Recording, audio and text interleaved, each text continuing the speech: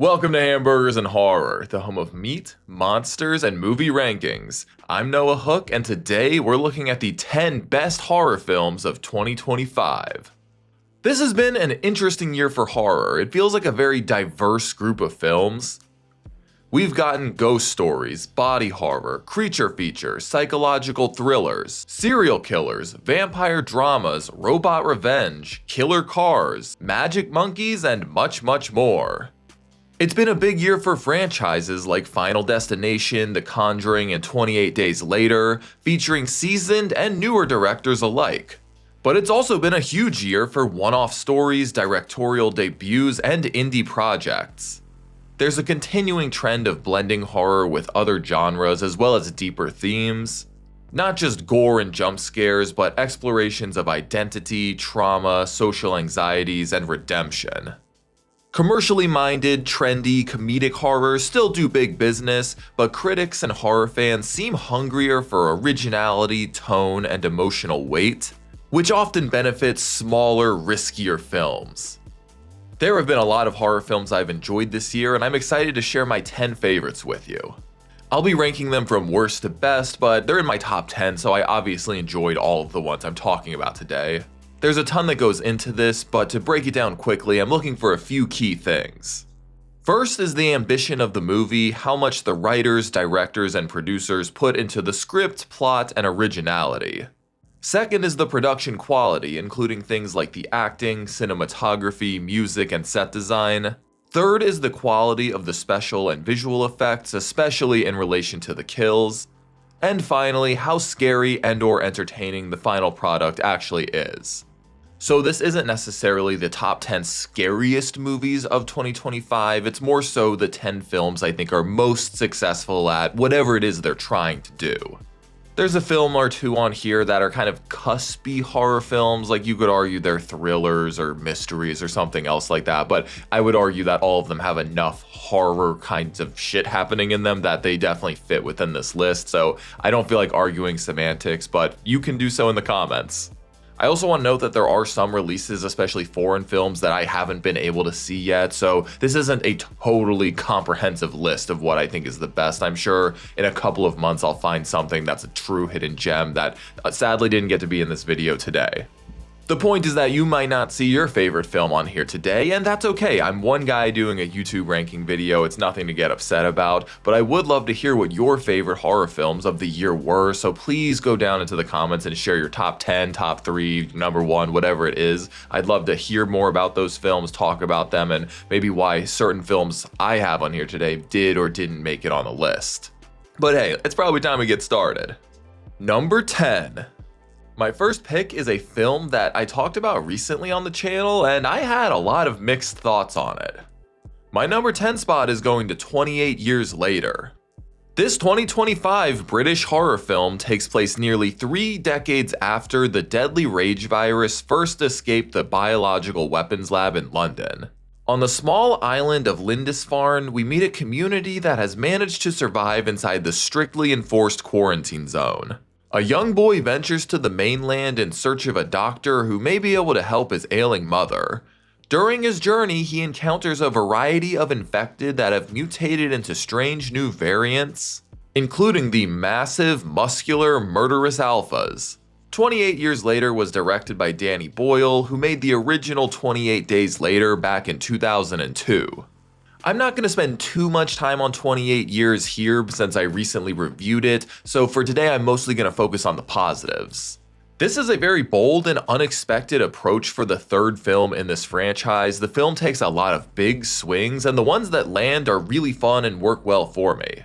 The continued world building here is great, the evolution and transformation of the infected is super interesting, and sets up a lot to explore in the upcoming film, The Bone Temple. What I enjoyed most about 28 Years Later was the settings and the cinematography. The deep forests and abandoned locations really illustrate how time has frozen for the past 28 years as Spike traverses this forgotten landscape. The forest scenes with the infected are the scariest. They feel very creepy just popping up behind trees and over hillsides. Also, the fact they're all butt-ass naked makes them way scarier and way more uncomfortable to watch. The film was shot on a bunch of adapted iPhones, which makes the visuals especially impressive.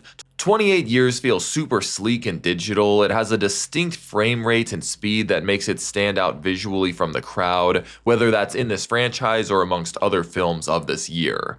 The performances are also great. I don't love all of the characters, and I really don't love a lot of the decisions that they make, but I think that the actors all do a really great job portraying and humanizing them. Alfie Williams in particular was a really big surprise. He did an awesome job. Jodie Comer and Aaron Taylor Johnson do well as Spike's parents, and Ralph Fiennes is clearly having a fucking blast. Overall, there were a lot of elements I really enjoyed about 28 Years Later, but there was a lot that left me a bit disappointed and confused, and I think that I'm actually in the minority on that, as most of the people I know actually really love the film and probably have it much higher in their lists than I do. But I still found enough to appreciate for it to make my top 10, and I am very cautiously excited about The Bone Temple. 28 Years Later does boast some beautiful cinematography, great set design, great performances, gnarly practical effects, and brutal gore, so there is a lot to appreciate here. But if you do want to hear my full, more critical thoughts on the film, be sure to check out my full review of it. Number 9. My number 9 spot is going to The Ugly Stepsister. This 2025 Norwegian black comedy body horror reimagines the Cinderella story from the perspective of the stepsister Elvira.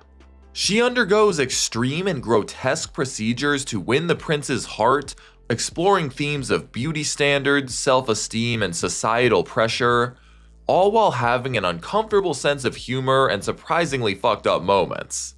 The Ugly Stepsister was written and directed by Emily Bleichfeld in her feature-length debut. This is one of the lesser-known horror films on this list today, which is a shame because it's absolutely worth checking out. It's not a really straightforward horror movie in that it's trying to scare you often, but a lot of what happens on screen is definitely horrific. This thing is a body horror through and through, and certain scenes are hard to watch. The film follows Elvira and mostly her mother as they go through painstaking and often brutal processes in an effort to make her more beautiful. I won't go into too much detail, but this includes bone setting, starvation, tapeworms, and a little bit of amputation. The film explores the cost of chasing perfection, particularly through the lens of women's beauty standards. We essentially watch Elvira attempt medieval versions of lash extensions, nose jobs, and Ozempic, which points towards the brutality of what we put our bodies through in the hopes of being attractive to others. The film is shot very well, making great use of its locations, and it also has a dark, whimsical score that fits really well with the story and the themes. I will say that the weak point of the film is some of the characters. By the end, pretty much everyone is deeply unlikable, so it makes some of what happens to them a little less impactful. But even with the characters sometimes feeling like archetypes and feeling very familiar, The Ugly Stepsister makes enough bizarre choices to stand out in other ways. It's an awkward, horny, grotesque, stomach-churning film that toggles between humor and horror. If you like fairy tales or body horror or both, you'll definitely get something out of this one. Number 8. My 8th favorite horror film is probably the most blockbuster and fun of the bunch, and it's actually the 6th film in its franchise. I'm of course talking about Final Destination: Bloodlines. This 2025 supernatural horror film follows a college student who has premonitions of the death her grandmother was able to avoid in 1969, which has caused her entire bloodline to be on death's hit list. She tries to warn her skeptical family of the gruesome fates that await them, and she researches the many who have tried and failed to cheat death in the past. Bloodlines was co-directed by Zach Lipovsky and Adam Stein of the 2018 film Freaks. To put it simply, this film is a good fucking time. I assume most of you have seen it by now, or if not, you've seen at least one Final Destination film before, so you probably know a bit of what to expect going in. This is a franchise that I would say has generally gotten worse with every entry, so I didn't go into Bloodlines with very high expectations, but honestly, this is a big jolt of energy for the franchise that they desperately needed. It's more self-aware than ever, and it's really playing with the premise and having fun. It embraces the absurdity and goes all out with the kills. They are clever, gruesome, and mostly very unique. The opening tragedy will probably never be as iconic as like the logs, for example, but it's a really fantastic extended kill sequence with a lot of great moments in there. My only knocks against it are that some of the kills feel overly CGI and glossy, which can be a bit distracting and take me out of it, and some of the pacing is a bit inconsistent as we move in between the extravagant death sequences. But it features a lot of likable, entertaining characters, it adds a cool new wrinkle to the rules with the family aspect, and it features a truly tear-jerking farewell to Tony Todd and his character Bloodworth. It isn't a masterpiece or a super thoughtful piece of art most of the time, but it's very successful at being a fun horror movie. It's got great kills that balance campiness and gore, it pays a lot of homage to the films that came before it, and it may just be the most technically well-made film in the entire Final Destination franchise. Number 7. My number 7 spot is going to Together. This 2025 supernatural body horror film follows a couple on the rocks as they move to the countryside. With tensions already flaring, a nightmarish encounter with a mysterious, unnatural force threatens to corrupt their lives, their love, and their flesh forever. Together was written and directed by Australian filmmaker Michael Shanks in his feature-length debut. This is another film I reviewed recently, so I won't go too in-depth, but overall this was a really pleasant surprise for me. The film is like 30% body horror and 70% romantic drama, but that's okay. There are lots of scary moments that take place, but the real crux of the film is examining Tim and Millie's relationship. It captures a lot of real anxieties around relationships, marriage, codependency, individuality, sexuality, and freedom. And these themes pair really nicely with the concept of a supernatural force literally trying to merge your body together with someone else. The body horror effects are part Carpenter and part Cronenberg, both of whom the film pays a lot of homage to. The practical effects look solid and go into a lot of unique directions, although I'll say that for this one there's also a few too many that are reliant on CGI. I was pretty impressed by Dave Franco and Alison Brie's performances. Their real-life relationship adds a great chemistry on screen. There is some great physical acting in the scenes where they are uncontrollably drawn to each other, creating moments of really uncanny, inhuman movement. All in all, I think Together was a smart, funny, heartfelt horror movie. I wouldn't say I was blown away by it, but it hit or exceeded most of the marks I was looking for. If you're in the mood for some good culty body horror, I'd say give it a go. Number 6. The next film is yet another feature-length debut for a director. I guess I was just big on those this year. My 6th favorite horror film is Companion. This 2025 horror comedy follows a woman named Iris who joins her boyfriend and his friends for a weekend getaway at a secluded lakeside estate. When Iris is assaulted by one of the partygoers, the group soon finds themselves entangled in a web of secrets, deceptions, and advanced technology. As tensions rise and loyalties are tested, they uncover unsettling truths about themselves and the world around them. Companion was written and directed by Drew Hancock. Okay, this is a tough one to talk about without any spoilers. A bunch of people have seen this. It was one of the most financially successful horror films of the year. It also gives away the twist in the trailer, so I'm gonna talk about it as though you know what this movie's about, but if you don't, maybe skip like 2 minutes ahead just to play it safe. So the early big reveal is that Iris is actually a sex bot that was designed to be Josh's girlfriend, and we follow her through the film as she comes to this realization. That on its own is a pretty familiar concept by now, but they take it to a more unique place by having the characters setting her up to commit a murder. I expected this to be a dumb popcorn flick, but I was really pleasantly surprised that the themes were really rich and the dynamics between characters were really complex. The film explores themes of control within relationships, toxic relationships and masculinity, loneliness and the need for connection, and the ethics of AI in an increasingly tech-based world. The story follows Iris as she gains sentience, challenging her programming and the control exerted over her, leading to a struggle for autonomy. It's a fast-paced, darkly hilarious film that's also simultaneously tackling really uncomfortable and complex themes and issues, that it all comes together really well. I will say most of the characters outside of Iris are pretty one-dimensional, but all of the actors give pretty animated performances to keep things lively. Jack Quaid is doing his usual terrible whiny man shtick very well here, and Sophie Thatcher absolutely crushes her role. The film was really going to live or die based on her performance, but I think she carries the film really well. Companion bounces between being funny, tense, and scary, making great use of its premise and cast. If you haven't checked it out yet, I definitely recommend it. Number 5. Alright, we've made it to the top 5. And we're starting off the best of the best with The Long Walk. This 2025 American survival thriller is set in a dystopian 1970s. We follow 50 boys in an annually televised competitive walking marathon meant to inspire viewers to get up and work.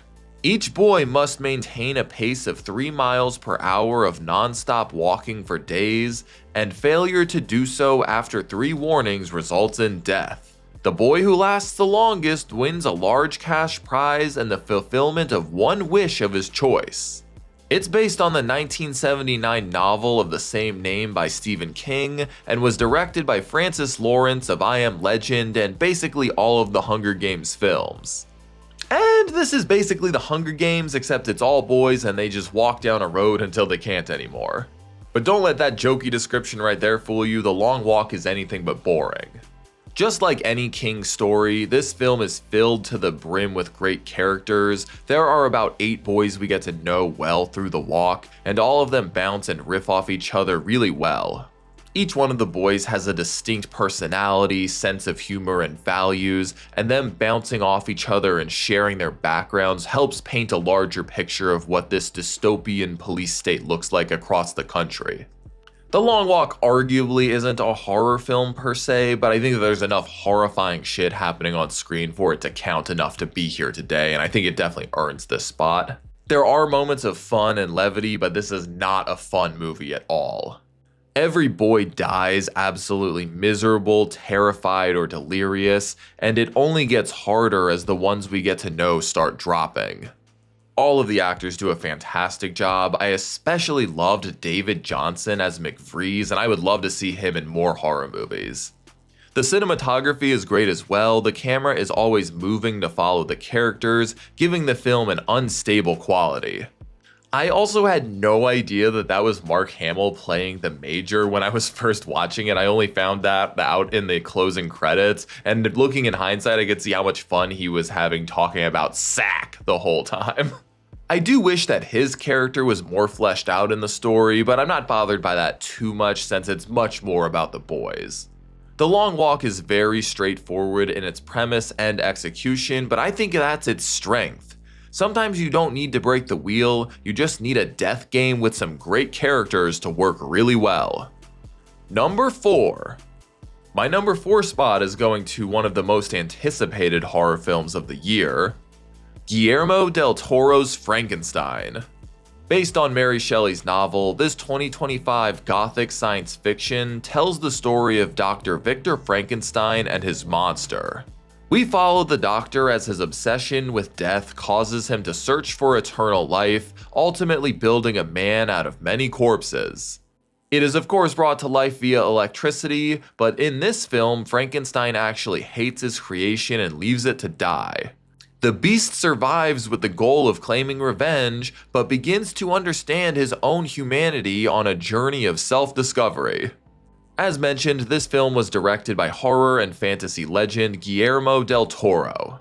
I'm gonna start off by saying I was actually a bit disappointed in Frankenstein.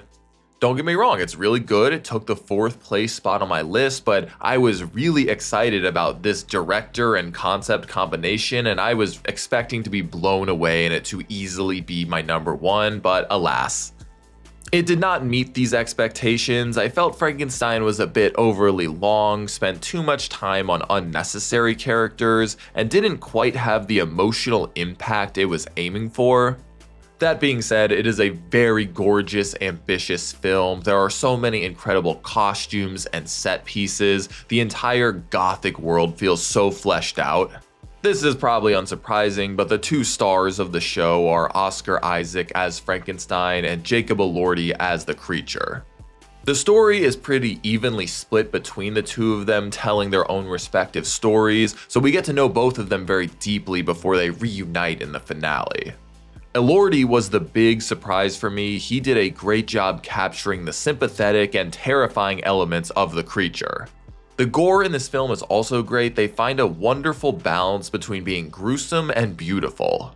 So while I do have some small gripes with the film, I still think it's one of the most bold and imaginative films of the year.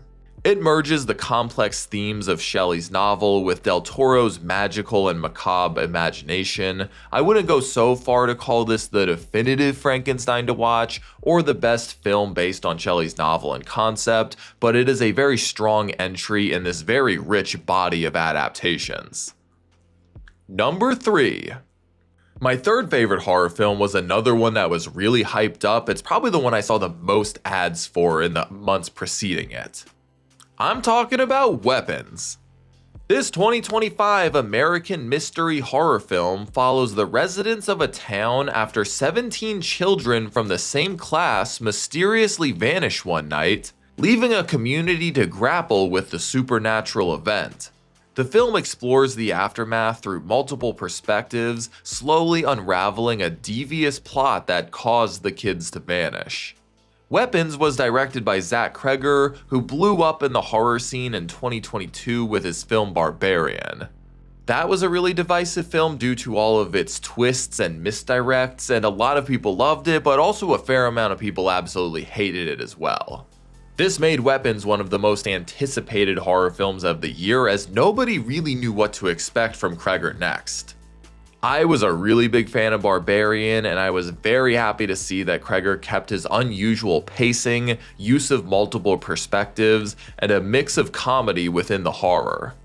This story is a lot more complex, mostly because we're seeing it through so many different perspectives and characters, mostly as a tool to keep the mystery alive for longer. Each chapter, which follows a different character, has a pretty distinct vibe to it. Justine is dealing with a stalker, creating a lot of paranoia. Archer ends up being the stalker in search of his son, going a mystery detective kind of route. And a few of the others get more direct contact with Gladys that provide more occult and supernatural elements. My favorite segment is James. It is so fast-paced, chaotic, and scary. I love the camera work and the scares in that segment. Gladys herself is a really charismatic villain for the film, although I will say her motives are fairly vague and pretty one-note, but that's okay because the methods that she goes through in order to gain more power are super off-kilter and weird. It's like a spin-off of voodoo she uses to create these mind-controlled, heat-seeking killers, which she uses as weapons to keep her secret safe. The film explores themes of trauma, addiction, and abuse through a narrative that is also critiquing societal issues like gun violence, misinformation, and the failures of authority. A central theme is how people weaponize their own pain through destructive behaviors, the manipulation of others, and blame, while the film uses supernatural elements to symbolize these very real-world harms. Every character here is flawed, if not outright a bad person, as they are all inflicting pain on each other through lies and betrayal. I know some people couldn't get into it due to the jumping narratives between characters or the sheer absurdity of the weapons themselves, but I had a really great time with it. My only real knocks against it are that the characters are kind of shitty, so you don't really care about them when they die, and it feels just a little overly long. I think some fat could have been trimmed from it. But Weapons is one of the most unique, stylish, and zany horror films of the year, and it was definitely one of my favorites. Number 2. Alright, we've made it to my top 2. I've enjoyed all of the films thus far, but I will say that there's a fairly decent gap between Weapons and the film that's coming next. This may be a contentious choice for some, but my silver medal is going to Sinners. This 2025 vampire film takes place in the 1930s as a pair of outlaw twin brothers return to their Mississippi Delta hometown to escape their criminal present and confront the demons of their past. They open up a juke joint to bring their community together, only to discover that an even greater evil is waiting to welcome them back. The party is crashed by a vampire looking to build his army, and he takes a particular liking to a young man's musical talent. Sinners was written and directed by Ryan Coogler, who has brought us Fruitvale Station, Creed, and both Black Panther films. Sinners is not a traditional horror film. It's not really out to scare you a lot of the time. It's much more of a humorous historical drama that a classic monster wanders into, at which point it turns more into a horror thriller. It does have some horrific moments and a lot of blood though. The moments of violence are quite intense.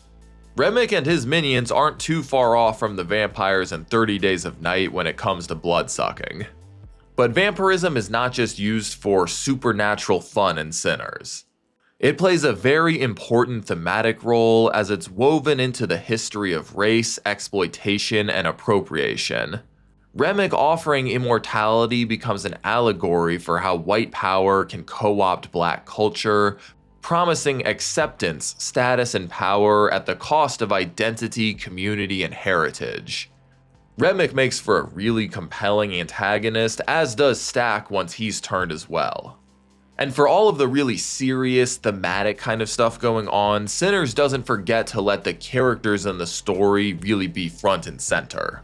Some of the character dynamics are so rich and detailed, each character joins together to create a beautiful community of really funny, smart, likable, and flawed characters, which makes it all the more tragic when they are killed. The cinematography utilizes so many long tracking shots and dollies that travel through the juke joint and highlight the dancing and music. The score really ties this film together, and from the blues to the dance numbers to the sound design, it delivers on that. I love the melting pot of genre and tone here, the complex characters, and the clear love for vampire films that's present in Sinners. The story, the acting, the cinematography, the score, and the visual effects are all top-notch. It's funny, sexy, scary, and tear-jerking. It really highlights just how much range a horror film can have. I know not everybody loved Sinners, but for me, it's easily one of the best horror films and just straight-up films that we got the entire year.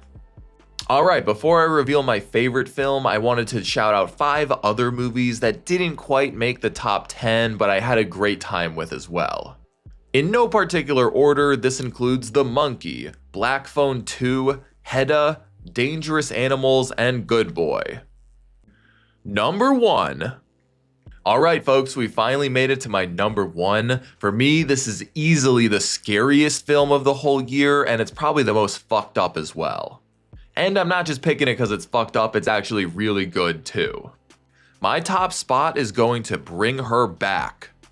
This 2025 Australian supernatural folk horror follows step-siblings Andy and Piper, who, after their father's death, are placed with a foster mother named Laura.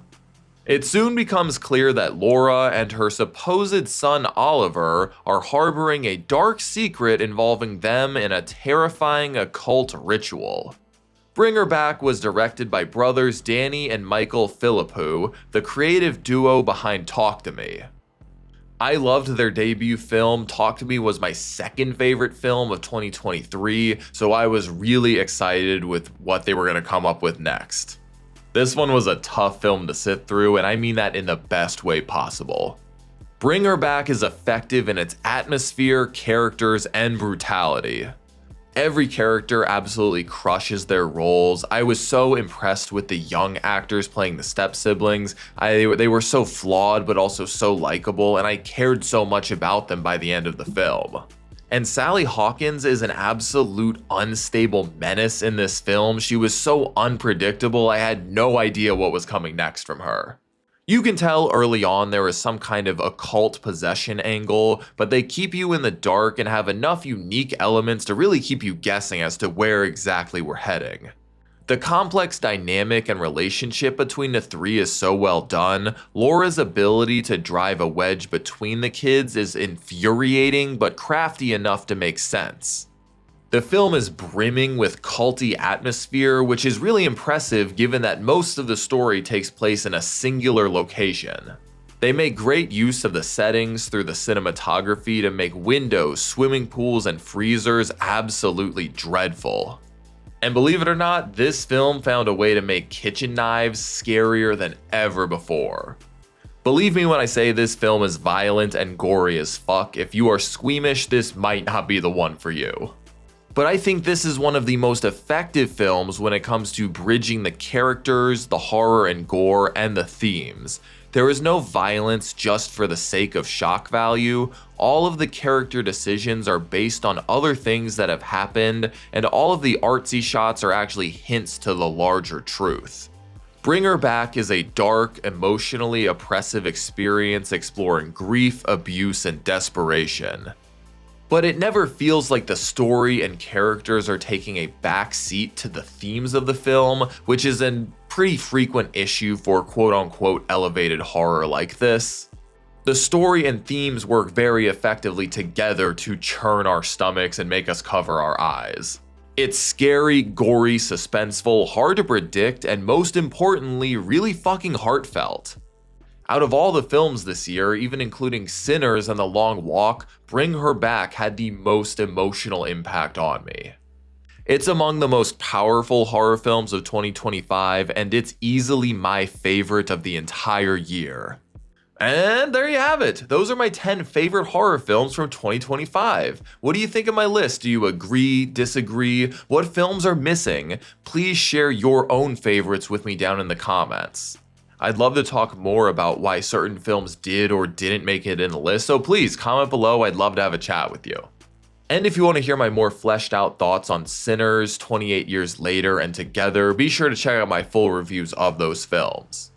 Well, that's about it. I think it's been a solid year for horror, and I'm really excited to see what the new year brings us. I'll see y'all in 2026, but in the meantime, I hope y'all have a safe and wonderful new year. Thank you all so much for joining me, and an extra thank you to my patrons and channel members. As always, I'm Noah Hook, and thanks for watching Hamburgers and Horror. Stay safe out there. Thanks for watching my ranking video of the 2025 horror films. If you enjoyed this video, be sure to like and subscribe so you can keep up with all my horror reviews. And if you want to help support the channel further, you should check out my Patreon account. You can vote for future movies and franchises I cover on the channel. Thanks, y'all.